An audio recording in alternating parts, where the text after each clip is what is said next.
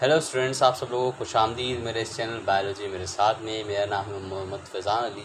तो आज मैं आप सब लोगों के लिए लेकर आया हूँ एक कोई इंटरेस्टिंग सा लेक्चर। लेक्चर नहीं, डिस्कशन ही होगी ये। इस डिस्कशन के अंदर आज जो हम पढ़ने जा रहे हैं, बेसिकली ये जो लेक्चर है वो मेरे MD-CAT के एस्पायरेंट्स के लिए है। उनके लिए इसलिए क्योंकि मैं डेली बेसिस पे उनके लिए फ़िलहाल ये MD-CAT का सीज़न है, तो उनके लिए मैं वीडियो लेकर आ रहा हूँ। तो आज के जो हम MCQ सॉल्व करेंगे वो प्रीवियस ईयर्स के होंगे। इन प्रीवियस ईयर के अंदर वो MCQs है जो PMC ने अपने पिछले सालों के अंदर पूछे थे। आज का जो हम चैप्टर है जिसके अंदर जो MCQs वो पिछले साल पूछे जा चुके हैं, उस चैप्टर का नाम है इवोल्यूशन। तो बिना कोई टाइम ज़ाया करे हम आज उन्हीं MCQs को पढ़ेंगे और समझेंगे कि किस टाइप के MCQs PMC पूछ सकता है आपसे। तो चलिए चलते हैं हमारे MCQs की तरफ बिना कोई टाइम ज़ाया करे। स्टूडेंट्स, जो पहला MCQ आता है वो इधर पूछता है कि the process that has transform life on earth from its earliest form to vast diversity. तो बोला है कि वो प्रोसेस बताएं जिसके ऊपर अर्थ पे ऊपर जो लाइफ ज़िंदगी उसको चेंज किया गया एक सिंपल फॉर्म से लेके डाइवर्सिटी यानी कॉम्प्लेक्स की तरफ, जैसे कि बैक्टीरिया से लेके आज human is a very complex, मतलब एनिमल्स। तो वो कौन सा प्रोसेस है? तो उस प्रोसेस को हम कहते हैं इवोल्यूशन कहते हैं। क्या कहते हैं हम उस प्रोसेस को? इवोल्यूशन। ठीक है, सॉरी, क्या कहते हैं हम उस प्रोसेस को? इवोल्यूशन कहते हैं। अब इसी तरीके से अगला MCQ आता है, वो MCQ पूछता है the flagella might have arising through the injection of which of the following. बोला है कि जो फ्लैजिला है, सेल के अंदर फ्लैजिला होता है, वो कहाँ से आया? यानी कि बोला जो आया है injection of which of the following, कौन से ऑर्गेनिज्म को इंजेस्ट किया गया विदाउट डाइजेशन। तो बताएं। उसका जो करेक्ट आंसर आता है हमारे पास आता है स्पायरोचीट्स। स्पायरोचीट्स को सेल ने लिया, उसको डाइजेस्ट नहीं किया, बस इंजेस्ट किया। तो जिसके नतीजे में क्या सेल ने हासिल किया?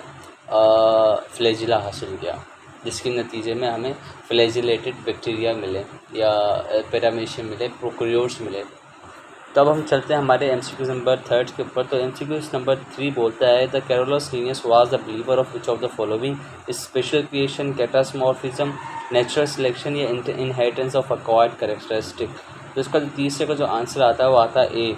जो कैरोलस लीनियस था यानी कि जो फादर ऑफ बायोलॉजी था, वो किस चीज़ का बिलीवर था? स्पेशल क्रिएशन, यानी कि everything which are today is directly created by God, यानी कि जैसा आज लोग हैं वैसे ही गॉड ने ही इनको क्रिएट किया। ये कभी भी क्या नहीं हुए, ड्राइव नहीं हुए।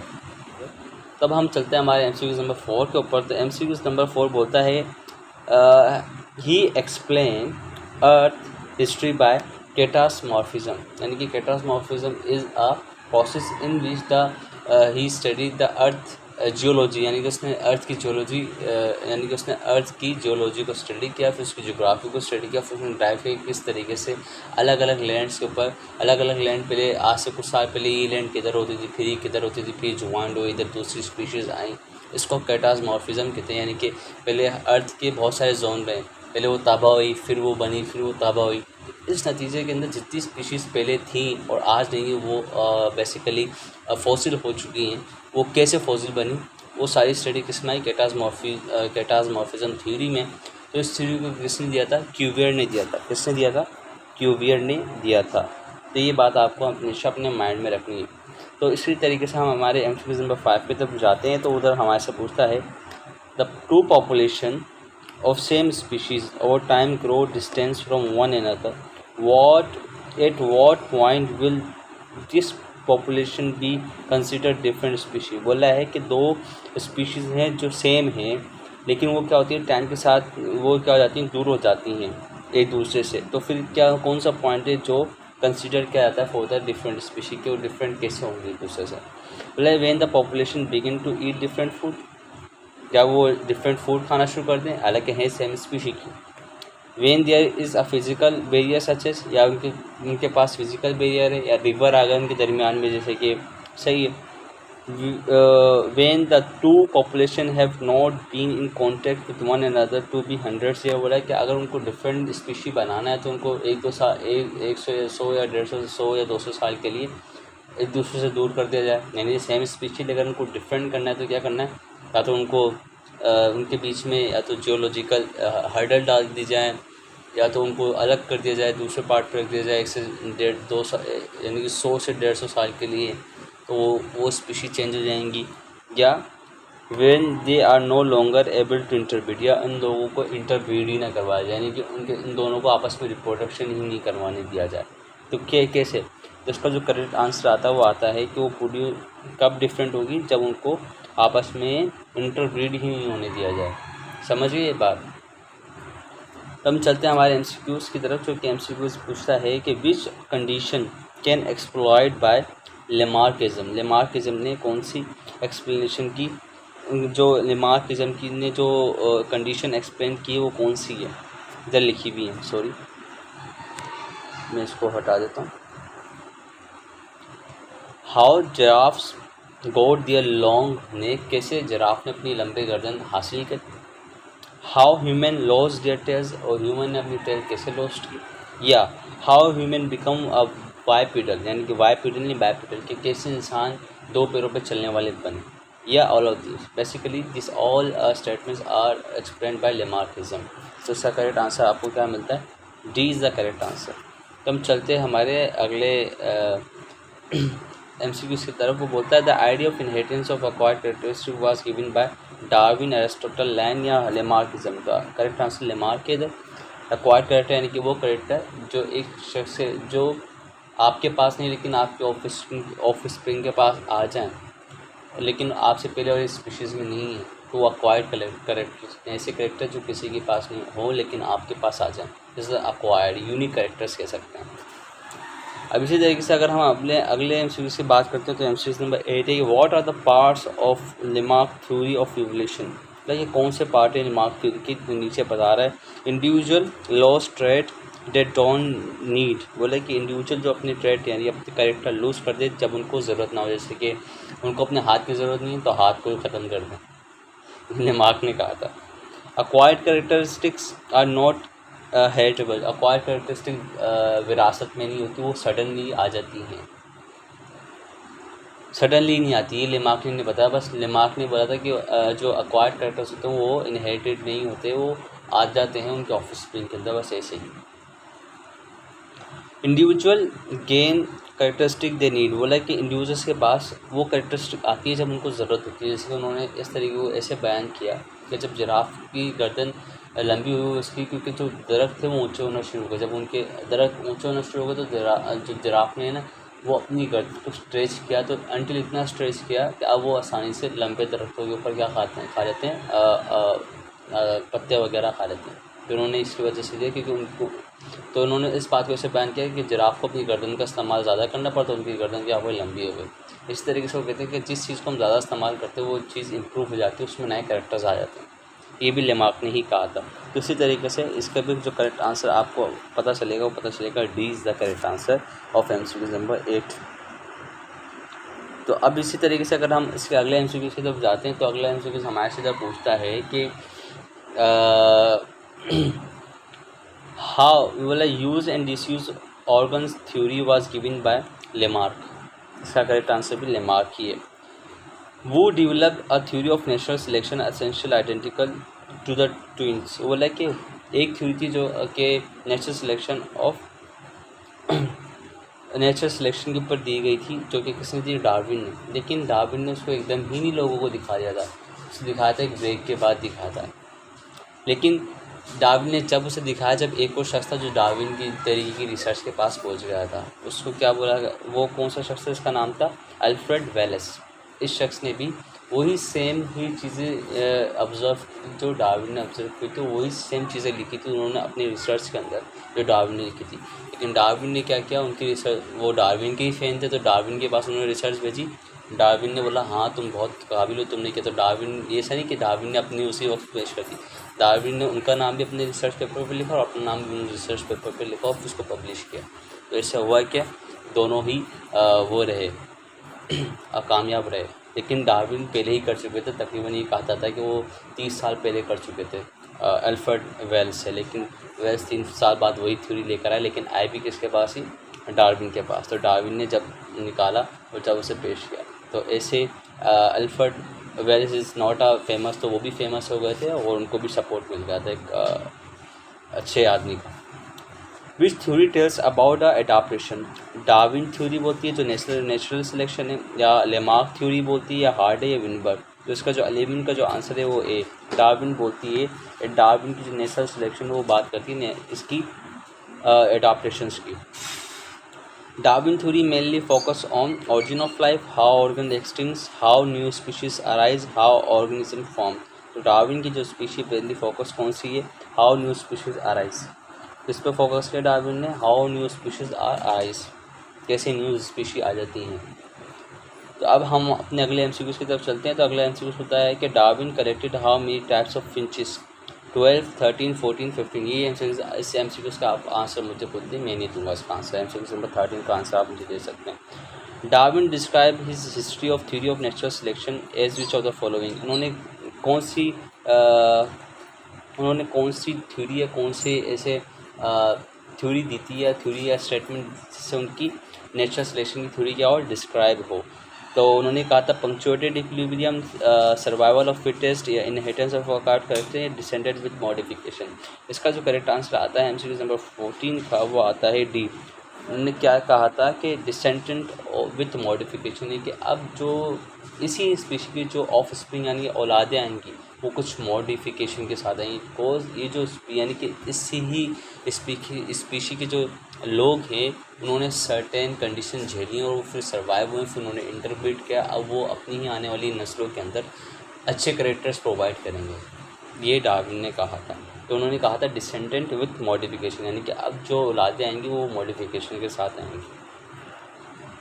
अब क्या बोला है कि Darwin give the theory of evolution in 1859, 1822, 1834 या 189। ये भी आ चुका पीएमसी के अंदर, आप यकीन नहीं करेंगे लेकिन डेट्स भी आ जाती हैं। तो इसका जो करेक्ट आंसर आपको दिया जाता है वो दिया जाता है A is the correct answer. ठीक है, हम जाते हैं हमारे अगले एमसीक्यू की तरफ। What is the definition of fitness in the terms of evolution? Evolution के टर्म के अंदर फिटनेस की क्या डेफिनेशन है? तो इसका जो करेक्ट आंसर आपको दिया जाएगा वो दिया जाएगा D is the correct answer. The ability of an organism to contribute its gene to future generation, यानी कि एक एबिलिटी होनी चाहिए ऑर्गेनिज्म की जो कॉन्ट्रीब्यूट करे जीन्स के अंदर, किसके अंदर? फ्यूचर जनरेशन्स में। अब हम चलते हैं हमारे अगले एमसीक्यू की तरफ। अगला एमसीक्यू बोलता है if two species have similar protein in genes it means, बोला कि अगर दोनों स्पीशीज़ के पास सिमिलर प्रोटीन्स हों एंड जीन्स हों तो इसका मतलब क्या होगा? They have same organs, they have similar appearance, they have common ancestor, या ऑल ऑफ दिस। तो इसका जो करेक्ट आंसर आपको दिया जाएगा वो दिया जाएगा सी, दे हैव कॉमन एंसेस्टर। कि उनके जो एंसेस्टर्स हैं कॉमन है, जैसे कि ह्यूमन्स को रिलेट किया जाता है बंदरों से, एप्स से, तो कहा जाता है they are the common ancestors. But ऐसा प्रूव नहीं हुआ, इस बात को हमेशा जहन में रखें। थ्योरी जब कंसिडर की जाती है जब वो प्रूव की जाए एक्सपेरिमेंटली, बट इवोल्यूशनरी इस बात को कंज्यूम किया जाता है। Most of the fossils found in which of the following, बोला है कि जो मोस्ट ऑफ द फॉसिल्स हैं वो किधर पाए जाते हैं? मेटामॉर्फिक रॉक्स के अंदर पाए जाते हैं, सॉइल के अंदर पाए जाते हैं, वॉल्केनिक माउंटेन्स के अंदर पाए जाते हैं, सेडिमेंट्री रॉक्स के अंदर पाए जाते हैं। ऑफकोर्स सेडिमेंट्री रॉक्स के अंदर पाए जाते हैं। तो इसका आपको करेक्ट आंसर क्या मिलेगा? D is the correct answer of MCQ number 18। तो 19th एमसीक्यू की तरफ बढ़ते हैं। तो ये एमसीक्यू कहता है कि which type of evolution is presented by analogous organ? Analogous organ आपको पता है कौन से होते हैं? वो ऑर्गन जिनके फंक्शन सेम हो बट उनका स्ट्रक्चर क्या हो, डिफरेंट हो, वो होते हैं एनालोगस ऑर्गन। तो वो कौन सी टाइप है इवोल्यूशन का जो क्या बताता है, रिप्रेजेंट करता है एनालोगस ऑर्गन? एमसीक्यू नंबर 19 की बात कर रहा है, which is a very famous MCQ. ये इसका जो करेक्ट आंसर मिलेगा कन्वर्जेंट इवोल्यूशन मिलेगा। आप देख सकते हैं अगर आप सिंध बोर्ड से ताल्लुक़ है तो आप सिंध बोर्ड की बुक उठाएंगे उधर भी आपको मिल जाएगा, फेडरल में भी मिल जाएगा, पंजाब में भी मिल जाएगा। तो आपको सारे बोर्ड्स की बुक में इस हवाले से आपको मिलेगी। सिंध के अंदर इसकी हेडिंग नहीं है कन्वर्जेंट इवोल्यूशन की, बट इस हिसाब से लिखा हुआ ज़रूर है, दो पैराग्राफ के अंदर आप पढ़ सकते हैं। अगर बोर्ड से पढ़ेंगे तो आपको दिख जाएगा। तो अगर हम हमारे एमसीक्यू नंबर 20 की बात करते हैं तो एमसीक्यू नंबर 20 बोलता है example of convergent evolution is four limbs of man and bat, wings of birds and insects, या डार्विन फिंचेस, या ऑल। बोला है कि ये इन्होंने 4 एमसीक्यूज दे दिए। बोला है कि कन्वर्जन इवोल्यूशन की कौन सी आपको एग्जांपल दिखती है? फोर लिम्स दिखते हैं, विंग्स दिखते हैं, डार्विन फिंचेस दिखती है, ऑल। तो एमसीक्यू नंबर 21 का जो करेक्ट आंसर है B. B is the correct answer. Wings of birds and insects is the correct answer, यानी कि विंग्स ऑफ बर्ड्स और इंसेक्ट। देखा ना, इनका स्ट्रक्चर क्या डिफरेंट है लेकिन फंक्शन क्या है, सेम है। तो स्टूडेंट, अब हमारे पास जो एक अगला एमसीक्यूज आता है वो आता है एमसीक्यूज नंबर 21। तो एमसीक्यूज नंबर 21 हमारे से पूछता है विच स्टेटमेंट इज इनकरेक्ट। बोलता है homologous organs are functionally different but structurally alike.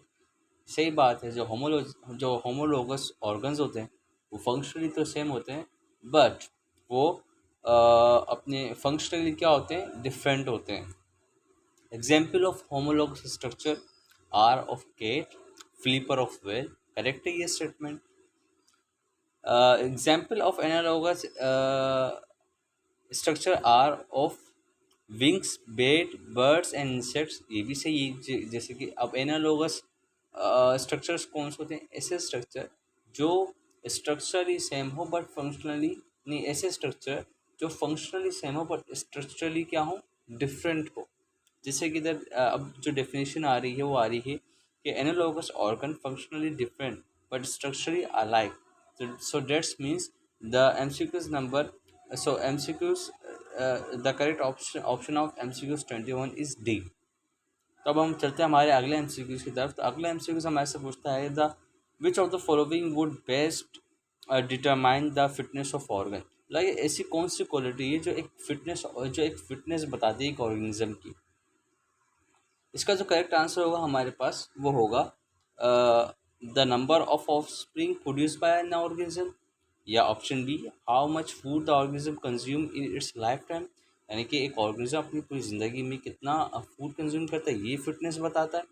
या how large the organism growth, या कितनी ऑर्गेनिज्म की ग्रोथ होगी है ये हमें बताती है। या the number of organism produce by मतलब कि जो नंबर ऑफ ऑफस्प्रिंग होती हैं, जो ऑर्गेनिजम्स प्रोड्यूस की जाती हैं, जो खुद की ऑफस्प्रिंग होती है वो हमें बताती हैं। तो इसका जो हमें करेक्ट आंसर मिलता है एमसीक्यू नंबर 22 का, वो मिलता है हमें A is the correct answer. Which is the correct answer A, यानी कि the number of spring produce by organism. यानी कि एक्चुअली वो क्या मालूम करता है कि एक ऑर्गेनिज्म से कितनी ऑफ स्प्रिंग पैदा हो रही हैं। ये बात बताती है कि कितना फिट है ऑर्गेनिज्म। जितनी ज़्यादा होंगी वो उतना ही फिट कहलाएगा। ये जेनेटिकल बेसिस पे बता रहा है। आप पॉपुलेशन के हिसाब से देखेंगे तो ये तो खतरनाक बात है। Darwin theory can be termed as classical theory, advance theory, new Darwinism या theory of special creation. Of course the correct answer is new Darwinism. अब इसी तरीके से एमसीक्यू नंबर 24 बोलता है new Darwinism has integrated discovery and ideas from genetics, paleontology, taxonomy या all of this. यानी कि बोल रहा है कि जो न्यू डार्विनिज्म थी, यानी कि पूरा न्यू डार्विनिज्म एक जो पीरियड है, इस पीरियड के दरमियान जो डार्विन ने वो किस किस तरीके कहाँ से अपनी जो क्या बोलते हैं हम उसे, स्टडी है, जो पूरी रिसर्च है उसको कैसे इंटीग्रेट किया। उन्होंने सारी स्टडीज़ को यूज़ किया, जेनेटिक्स को भी यूज़ किया, पैलियोंटोलॉजी को भी यूज़ किया और टैक्सोनॉमी को भी यूज़ किया। तो इसका जो करेक्ट आंसर हमें मिलता है वो मिलता है टैक्सोनॉमी, और सॉरी ऑल ऑफ दिस। तो इसी तरीके से एमसीक्यू नंबर 25 का जो हमें पूछता है कि study of fossil is called mammalogy, paleontology, herpetology या ऑर्निथोलॉजी। तो इसका जो करेक्ट आंसर आपको पता है वो होगा पैलियोंटोलॉजी। इसका करेक्ट आंसर जो स्टडी ऑफ फॉसिल्स की होती है। तो इसी तरीके से अगर हम आउट ऑफ सिलेबस क्वेश्चंस की बात करते हैं, ये वो क्वेश्चंस हैं जो पीएनसी ने 2021 के अंदर पूछे थे। सो यही वही क्वेश्चन पूछे, लेकिन ये आउट ऑफ सिलेबस है, लेकिन ये पीएनसी ने पूछे थे। तो ये क्वेश्चन देने का मतलब ये है कि आप लोग समझ सकें कि PNC out of syllabus question किस टाइप के देता है। तो बोला है mating with non relative is known as. तो इसका जो करेक्ट आंसर है वो आप लोग हमें बताएं। मैं आपको इसका करेक्ट आंसर नहीं बताऊंगा। हाँ, आप कमेंट में बता सकते हैं, मैं उधर आपको इसका ज़रूर एक करेक्ट आंसर का जवाब ज़रूर दूंगा। चलें, तो चलते हैं हमारे करेक्ट अगले एमसीक्यूज की तरफ, जो है कि 27।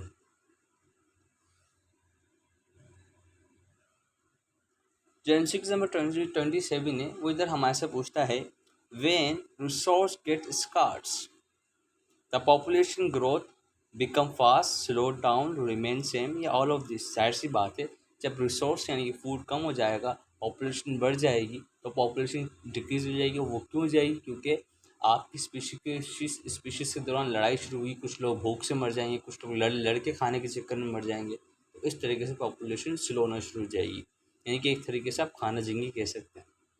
अगला एमसीक्यू से जो बोलता है which statement describe the Hardy Weinberg law. अच्छा, अब हार्डे विनबर्ग लॉ क्या कहता है? हार्डे विनबर्ग लॉ ने किसको एक फॉर्मूला बनाया था, जिस उस फॉर्मूले के अंदर कहा था, उन्होंने कहा था frequency of genotype. Frequency of genotype का क्या मतलब था? यानी कि वो पॉपुलेशन जो इवोल्यूशन नहीं कर रही होगी, उसकी जो फ्रीक्वेंसी ऑफ जीनोटाइप होगी वो 1 होगी, और जो कर रही होगी वो 1 नहीं होगी। तो ये था उनका हार्डी विनबर्ग लॉ। तो इधर बता रहा है कि कौन सी स्टेटमेंट डिस्क्राइब करती है किसको? हार्डी विनबर्ग लॉ को। तो इसका जो करेक्ट आंसर आता है वो आता है, the correct answer is D. वो बोलता है when there is a large population the mechanism of inheritance does not change the allele frequency. समझ रहे हैं? तो जब लार्ज पॉपुलेशन होता है तो फ्रीक्वेंसी ऑफ अलील्स यानी कि जीनोटाइप्स डज नॉट चेंज, वो चेंज नहीं होती। इसका मतलब है कि इवोल्यूशन नहीं हो रहा, लेकिन इवोल्यूशन नहीं हो रहा ये इम्पॉसिबल है in the sense of Hardy Weinberg law. समझ रहे हैं आप बात? तो अब हम चलते हैं हमारे एमसीक्यू नंबर 29 की तरफ। वो कहता है हमें the adaptation of tribe to better fill a niche is known as which of the following? Polymorphism, gene linkage, specialization या रिप्लिकेशन? तो इसका करेक्ट आंसर आपको पता चलेगा स्पेशलाइजेशन। सही है। तो हम चलते हैं हमारे अगले एमसीक्यू की तरफ, जो कहता है विच ऑफ द फॉलोइंग में कॉज लूफ और loss of allele from gene pool? आपको पता है एक पॉपुलेशन है, उस पॉपुलेशन के अंदर जितनी भी जीन है उसको हम क्या बोलते हैं? जीन पूल बोलते हैं। बोला है कि कौन सा इसमें से फॉलोइंग है जो क्या कॉज करेगा? लॉस ऑफ जीन कॉज करेगा, इंटरब्रीडिंग कॉज करेगा, म्यूटेशन कॉज करेगी, या माइग्रेशन? तो इसका जो हमें करेक्ट आंसर मिलता है एमसीक्यू नंबर 13 का, वो मिलता है सी। माइग्रेशन ऑलवेज क्या करती है? लॉस ऑफ अलील करती है, क्योंकि उसमें से जो माइग्रेशन हो जाती है तो वो अलील एक जगह से दूसरी जगह चली जाती है। अब वो अलील आपस में मैटिंग करते हैं, मैटिंग करने के बाद नए अलील आती है, तो डिस्ट्रीब्यूट होती है ना। तो ये क्या हो गया? लॉस ऑफ अलील होगा उस पॉपुलेशन में से, उस जीन पूल में से, ड्यू टू माइग्रेशन। तो ये बात तो मुझे उम्मीद है कि आपको क्लियर हो ही गई होगी। तो हम चलते हैं हमारे इसी तरीके के दूसरे एमसीक्यूज की जानिब। वो कहता है two population can avoid competition and better use of the environment resource by occupying different adaptation, polymorphism, natures या स्पेशलाइजेशन? इसका जो करेक्ट आंसर हमें जो मिलता है वो मिलता है नीचिस। बोलता है कि जो दो स्पीशीज़ हैं, दो स्पीशीज़ वो अवॉइड कर सकती है competition upon food, resource, places, upon reproduction के ऊपर भी कंपटीशन होता है। ये सारी अवॉइड कर सकती है। कैसे? वो क्या करे? इन्वायरमेंट के रिसोर्स को ऑक्यूपाई कर ले। क्या कर ले? रिसोर्स को ऑक्यूपाई कर ले। सही है।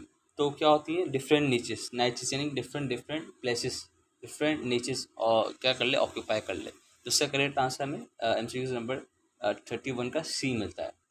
तो इस टाइप के एमसीक्यूज पीएमसी अपने एमडी केट के कैंडिडेट से मालूम कर सकता है। तो आपको इस हवाले से अवेयर रहना चाहिए। आप कोई भी टॉपिक ना छोड़ें, सबको कवर करें, क्योंकि पीएमसी सेटिस्फाई नहीं करता, भले कोई उसके खिलाफ कितने भी लॉ के अमेंडमेंट्स लिया है या कुछ भी लिया है, वो काम कर लेता है। तो अब हम चलते हैं हमारे अगले एमसीक्यू की तरफ। वो बोलता है the ultimate source of all changes is migration, mutation, genetic drift या selection? The ultimate source of all changes यानी कि जितनी भी चेंजेस होते हैं उसका अल्टीमेट सोर्स क्या होता है? तो इसका करेक्ट आंसर मैं आपको नहीं दूंगा, इसका करेक्टर आप मुझे देंगे। एक्चुअली में इन सब चेंजेस का जो क्या कहते हैं कि सोर्स होता क्या है वो आप देंगे। एक्चुअली वही आंसर है सारे इवोल्यूशन के एक ड्रामे का। सही है। तो अब हम चलते हैं हमारे अगले एमसीक्यूज की जानिब। वो कहता है कि व्हेन टू और मोर क्लियरली डिफरेंट फिनोटाइप्स, बोला है व्हेन टू और मोर क्लियरली डिफरेंट फिनोटाइप्स यानी कि physical appearance exist in same population, यानी कि फिजिकल अपीयरेंस दोनों डिफरेंट है लेकिन वो एक ही पॉपुलेशन में दिख रही हैं। This phenomena is called replication, polymorphism, gene linkage या जीन एक्सप्रेशन? तो इसका जो करेक्ट आंसर आता है एमसीक्यू नंबर 33 का, वो आता है बी, पॉलीमॉर्फिज्म। एंड पॉली का मतलब होता है मेनी, मॉर्फिज्म का मतलब होता है मेनी फिनोटाइप्स। है ना, यानी कि पोली मतलब मेनी फिनोटाइप्स। सर इसको आपने हमेशा इस टर्म को भी याद रखना है। यार ये आपने पढ़ी भी होंगी, सही है ना, तो यार आपको पता होना चाहिए। इसी तरीके से अब हम हमारे अगले एमसीक्यू से जानिए पढ़ते हैं, वो हमें कहता है the selection of trade on one extreme is called which of the following: natural selection, specialization, directional, या all of these। तो इसका जो हमें करेक्ट आंसर मिलता है वो मिलता है सी, डायरेक्शनल सिलेक्शन, यानी selection of pride on one extreme, यानी कि वन एक्सट्रीम से मुराद एक ही पॉपुलेशन से अगर हम ले लें तो वो क्या कहलाता है, डायरेक्शनल, क्योंकि हमने चुन लिया ना उसको तो वो डायरेक्शनल हो गई। तो स्टूडेंट आपको जैसा कि पता है कि हमने आज इवोल्यूशन के आउट ऑफ सिलेबस क्वेश्चन और वो क्वेश्चन जो एमपीएमसी ने अपने पास्ट ईयर के टेस्ट में पूछ चुका है। तो अगर आपको मेरा ये लेक्चर पसंद आया तो काइंडली आप मेरे चैनल बायोलॉजी मेरे साथ को सब्सक्राइब भी कीजिए, लाइक भी कीजिए, और यार अपने दोस्तों के साथ इसको शेयर भी कीजिए, और यहाँ पर मेरे बटन को भी दबाइए तो ताकि आपको भी मज़ा आए और मुझे भी मज़ा आए पढ़ाने में। तो चलिए मिलते हैं अगले लेक्चर के साथ, जब तक अपना ख्याल रखिए, पढ़ते रहिए, मोटिवेट रहिए। अल्लाह हाफिज़।